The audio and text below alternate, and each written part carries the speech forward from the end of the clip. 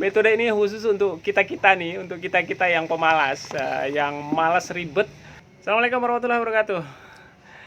Berjumpa lagi dengan saya, Jo, di channel Sekilas Kembang dan Buah. Channel yang menyuguhkan informasi sisi lain seputar kembang dan buah, dan seputar informasi pertanian tentunya. Ya, sambil pemirsa ngopi-ngopi di rumah, saya ingin mengajak pemirsa untuk membuat kompos dengan metode paling malas. Ada yang menyebut metode ini metode lazy composting. Ya, pembuatan kompos dengan cara yang paling malas, dan ini metode ini khusus untuk kita-kita nih, untuk kita-kita yang pemalas, yang malas ribet, dan terutama yang halaman dan pekarangan rumahnya itu selalu aja ditumpuki oleh seresah-seresah daun yang tiap hari itu kadang-kadang sampai satu bagor gitu. Oke, jadi kita coba lakukan composting terhadap seresah-seresah daun yang ada di sekitar. Tadi saya sudah nyapu-nyapu dikit ya, lumayan. Sekarang tinggal ngumpulin. Nah, seperti apa metode composting malas ini? Oke, ikuti saja videonya. Nanti bagaimana caranya kita langsung cek aja, kita langsung lihat aja bareng-bareng. Oke, semangat.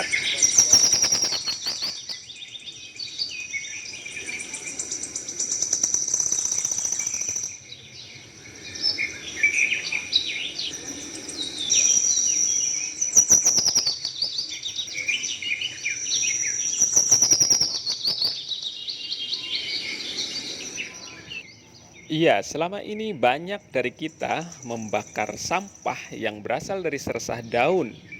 Padahal sampah-sampah organik jenis itu akan sangat berguna dan sangat bermanfaat bagi tanah dan tanaman jika kita olah menjadi kompos. Permasalahannya yang sering terjadi adalah rasa malas melakukannya. Karena ada yang berpikir, kan harus tahu ilmunya dulu dong. Atau, ribet cari bahan-bahan tambahannya. Oke, kali ini Sekilas Kembang dan Buah akan mengajak pemirsa untuk membuat kompos dengan teknik yang paling simple.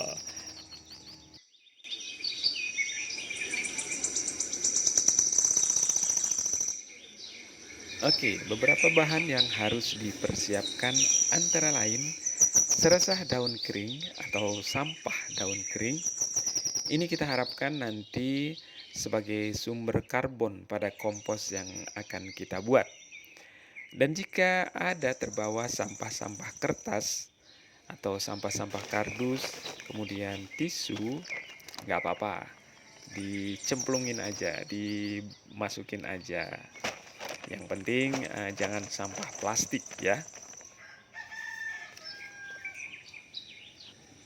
Selain sampah kering, bahan lain yang perlu kita siapkan adalah sampah hijau yang masih segar. Dan ini bisa kita dapat dari gulma-gulma berupa rumput, kemudian bayam duri yang biasa tumbuh di halaman rumah tuh, biasanya banyak tuh ya.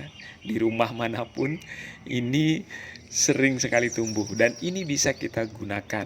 Kita babat aja, sekalian bersih-bersih ya. Iya, setelah kedua bahan ini, bahan kering dan bahan basahnya sudah kita dapatkan dan sudah siap, ada satu bahan lagi yang perlu kita sediakan, yaitu starter.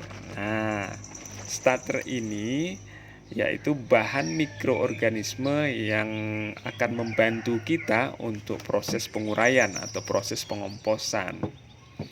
Nah, untuk starter, pemirsa bisa menggunakan EM4. Jika tidak ada, pemirsa boleh menggunakan atau menggantinya dengan mol, yang punya mol ya, mikroorganisme lokal yang biasa dibuat dari nasi dan sebagainya. Kemudian jika tidak ada mol juga, ya pemirsa bisa menaburkan beras yang sudah dimasak setengah matang, lalu ditambahkan cairan gula ya sedikit nanti.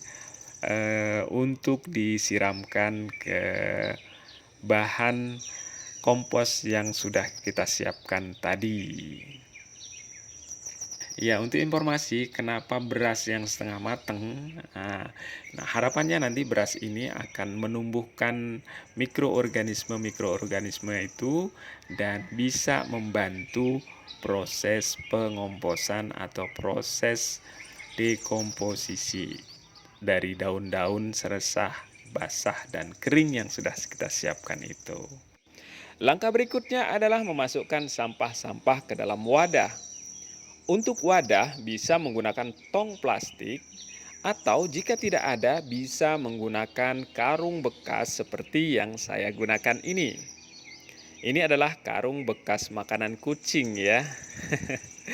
Yang berbahan plastik tentunya. Jika karung bekas pun tidak ada,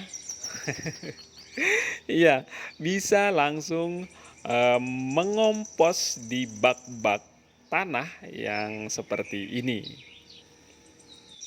Oke, pemirsa bisa membuat bak-bak seperti ini atau jogangan, kata orang Jawa. Jogangan itu ya lubang-lubang yang dibuat di depan rumah atau di belakang rumah, monggo silahkan. Dan itu digunakan untuk membuang sampah-sampah seresah daun yang berasal dari halaman rumah. Dan kita lakukan composting di sana, ya, di dalam lubang itu atau di dalam bak-bak seperti ini. Baik, sekarang kita masukkan sampahnya. Dan untuk layer pertama, saya memasukkan sampah keringnya dulu ya. Lalu kemudian kita semprotkan atau kita siramkan dengan larutan starter. Boleh E4. Nah, yang saya gunakan di sini adalah starternya E4 yang sudah saya aktifkan terlebih dahulu.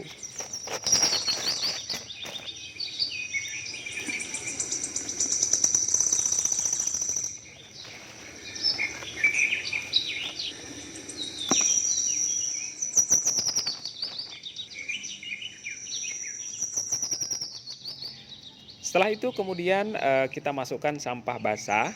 Ya, sampah basah yang saya maksud adalah sampah yang daun-daun yang berwarna hijau.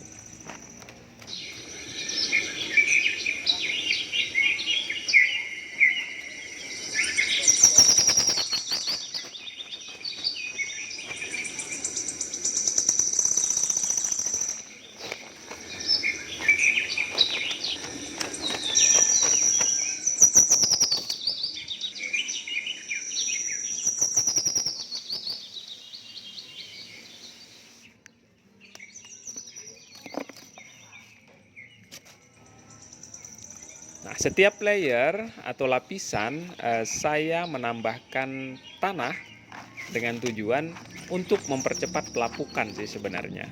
Sebab pada tanah tersebut sudah terdapat beragam mikroorganisme yang bisa membantu proses pembusukan sampahnya. Cacing ini adalah salah satunya. Ini adalah salah satu dekomposer yang berada di dalam tanah yang kita harapkan bisa membantu proses dekomposisi dari sampah-sampah yang sudah kita tumpuk.